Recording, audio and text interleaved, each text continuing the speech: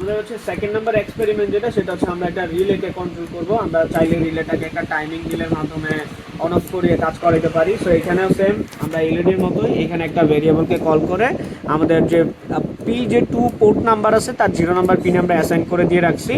এবং সেই ক্ষেত্রে আমরা হচ্ছে রিলেটাকে একবার হাই একবার অফ করতেছি, যেটা আমরা এখান থেকে বিপ আওয়াজ শুনতে পাচ্ছি, একবার অন একবার অফ।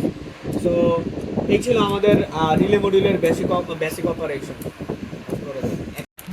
এমসিইউ, এই এমসিতে আমি যা করতেছি, সো আমার এখানে কাজ কি, আমার এখানে চালাইতে হলে দুইটা জিনিস লাগবে। একটা কি লাগবে, ব্যাটারির একটা পজিটিভ, একটা লাগবে নেগেটিভ। সাপোজ ধরো এখানে আমার কি দেওয়া আছে, একটা রিলে মডিউল দেওয়া আছে, তাহলে রিলের কয়েল এইভাবে দেওয়া, এইভাবে একটা, এইভাবে একটা, আর এখানে একটা কমন প্রান্ত।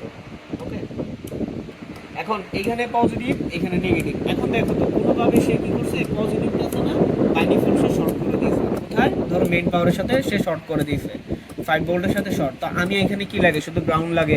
তো কোনো কারণে যদি আমি মাইক্রো কন্ট্রোল থেকে একটা সিগন্যাল দিতে পারি, সেই সিগন্যালটাই এখন কাজ করবে। তো আলটিমেটলি এটাই কাজ, যে কোনো একটা সিগন্যালকে কন্ট্রোল করা থ্রু দ্য প্রোগ্রাম, এটাই হচ্ছে মাইক্রো কন্ট্রোলার। ওকে, সো আমি কি করতে যাচ্ছি সেটার উপরে নির্ভর করবে আমি কিভাবে জিনিসটাকে বাস্তবে চাইলে বার্জার থেকে হচ্ছে রিলে মডিউলকে আবার আমরা বার্জার সাথে ইন্টিগ্রেট করতে পারবো। যদি আমি এটা এখন করি, সো আমার এখানে আই ইন অপশন আছে, জাস্ট এখানে আমরা প্লাগ ইন করে দিব।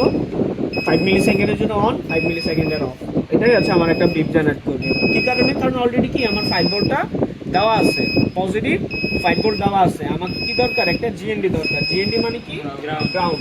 গ্রাউন্ড থেকে 0 ভোল্ট যাচ্ছে, মাইক্রোকন্ট্রোলারকে বলে দিছি তুমি একবার হাই হবে একবার লো অফ করে দিতে হবে। আচ্ছা, এবার আসো